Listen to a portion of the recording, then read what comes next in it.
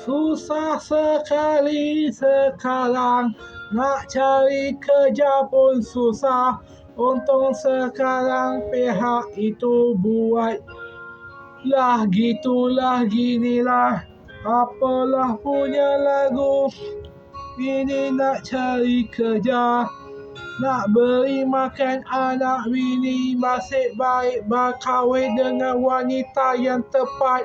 Bukan saja pandai masak, malah juga pandai matematik, mengira. Bukan jadi guru sekolah, malah jadi guru pengasuh, malah jadi guru matematik di rumah. Bukan untuk anak sendiri, malah untuk anak-anak belajar tuition.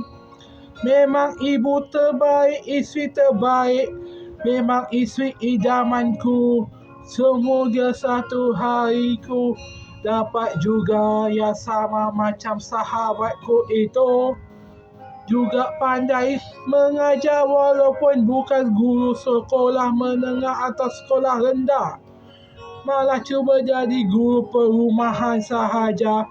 Bagus juga, tak perlulah orang susah-susah nak cari guru. Tak payah hantar bawa anak ke sekolah.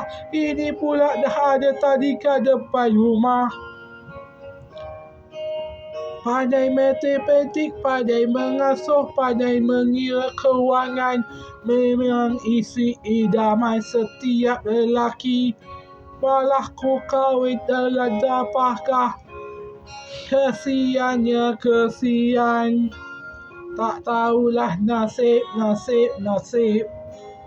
Itulah nasib. Buat lagu, buat kerja, belum tentu dapat kewangan. Apa tak lari kewangan sampai banyak gini. Itulah nak buat kewangan bukan senang. Daripada kira guna tablet atau handphone, lebih baik tulis atas kertas sebab lebih senang nak ingat. Begitulah isteri yang tepat dikahwini daripada wanita tak tepat. Nasiblah. Untung jugalah lelaki itu dapat wanita yang tepat daripada kahwin tak tepat.